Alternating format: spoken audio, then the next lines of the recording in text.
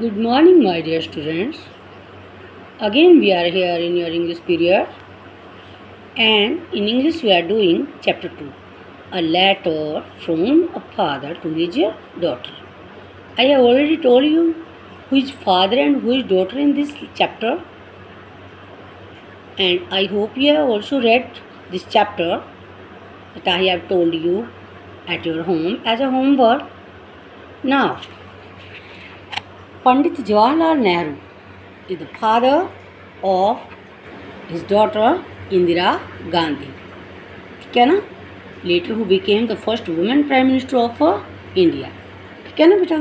तो मैंने आपको ये भी बताया था कि जब ये लेटर उन्होंने लिखा तो कहाँ पर उनको इम्प्रीजेंट किया गया था ब्रिटिश गवर्नमेंट द्वारा. ठीक है ना?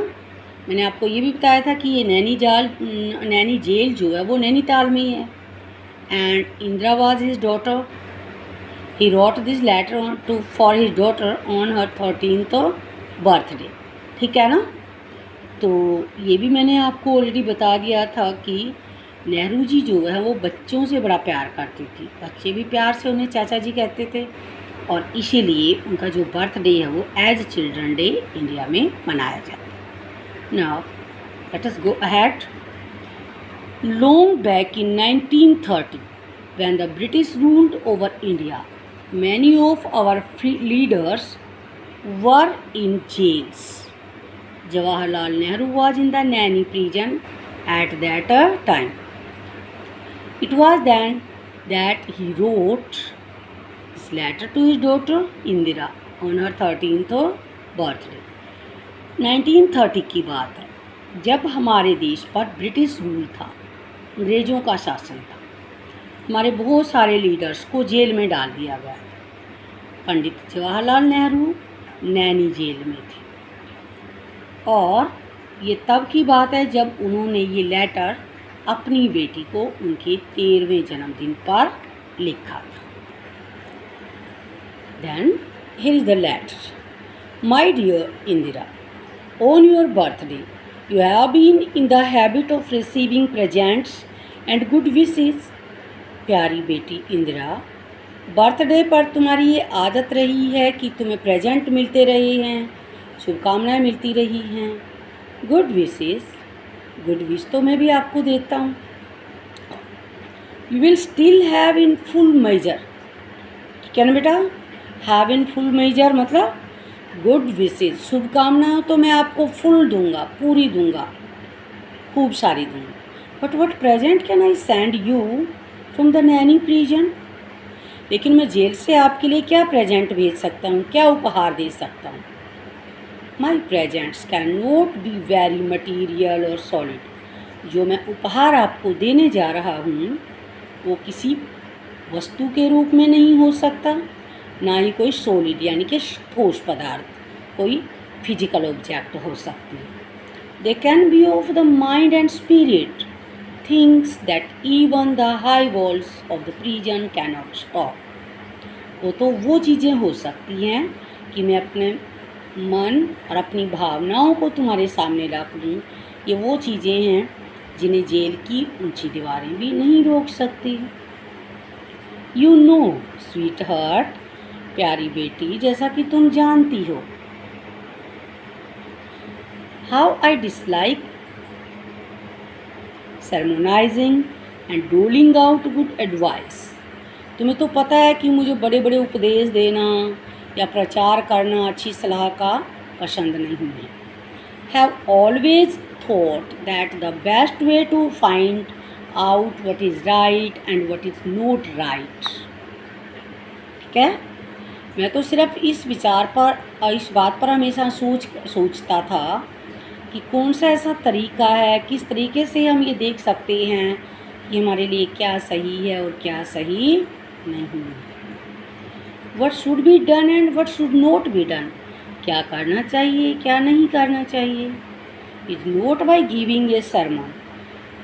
ये उपदेश देने से नहीं हो सकता, but by talking and discussing about it. लेकिन यदि हम इस बात पर टॉक करते हैं, डिस्कस करते हैं तो हो सकता है.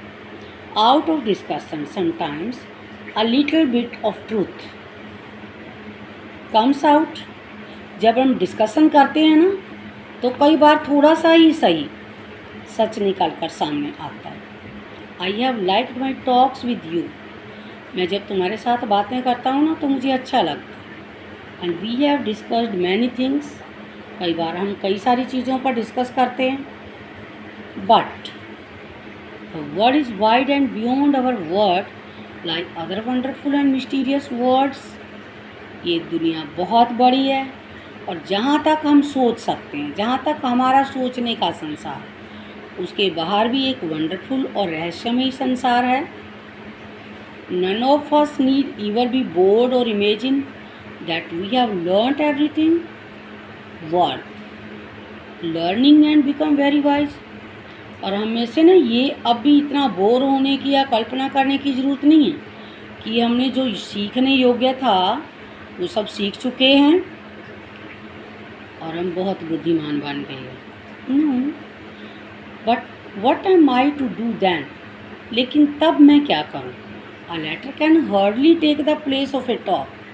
जो मैं लेटर तुम्हें लिखने जा रहा हूँ वो एक टॉक तो बन सकता है कि मैं तुम्हारे साथ बात कर रहा हूँ. At best it is a one sided affair. इसका सबसे बढ़िया उपयोग जो है वो ये हो सकता है कि वन साइडेड अफेयर, यानी कि मैं तो आपको अपने दिल की बात बता सकता हूँ. Imagine that I have made a suggestion to you to think over as if we really were having a talk. तो कल्पना करना कि जैसे मैंने तुम्हें कोई सुझाव दिया हो इस बात पर सोचने के लिए कि हम बात कर रहे हैं वास्तव. ठीक है ना बेटा. थोड़ा सा और कर लेते हैं हम. In history we read of great periods in the life of nation, of great men and women. Do you remember how fascinated you were when you first read the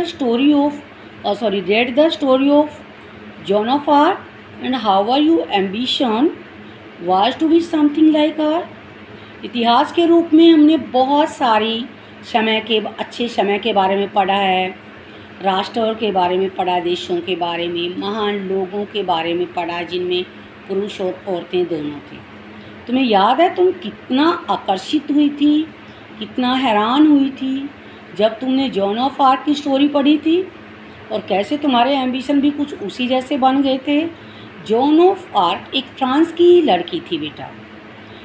जब फ्रांस का इंग्लैंड के साथ war लगा था, लड़ाई लगी थी, तो जॉन ऑफ आर्क ने बड़ी बहादुरी से फ्रांस की सेना का नेतृत्व किया था. फ्रेंच आर्मी को लीड किया था. और लगभग 1 साल बाद जब इंग्लिश आर्मी ने जॉन ऑफ आर्क को कैप्चर किया था, पकड़ लिया था एक युद्ध बंदी के तौर पर, तो उसको मार दिया गया. Ordinary men and women are not usually heroic. जो साधारण लोग होते हैं वो आमतौर पर बहादुरी भरे काम नहीं करते. They think of their bread and butter, of their children, of their house hold worries and the like. वो सिर्फ अपनी रोजी रोटी के बारे में सोच सकते हैं, अपने बच्चों की चिंता कर सकते हैं, अपनी उनकी घरेलू चिंताएं बहुत सारी होती हैं, कुछ ऐसा और भी. But a time comes when a whole lot of people become interested in a great cause. लेकिन एक टाइम ऐसा भी आता है जब बहुत सारे आम आदमी भी किसी महान कार्य को करने में इंटरेस्ट लेते हैं. Then history helps even simple and ordinary men and women to become heroes. और तब इतिहास ही है जो मदद करता है इन साधारण पुरुष और औरतों का हीरो बनने में, महान बनने में. ठीक है ना बेटा. तो मेरे ख्याल से हम आज इतना ही रीड करेंगे. And you will read this chapter at your home. If anybody finds you difficulty then you can contact me. Okay, and you will write word meanings of chapter 2 in your notebook. Some word meanings are here, some are here, and only. So you will write word meanings in your notebook. That's your homework, to write word meanings and read this chapter at your home. Okay, have a good day.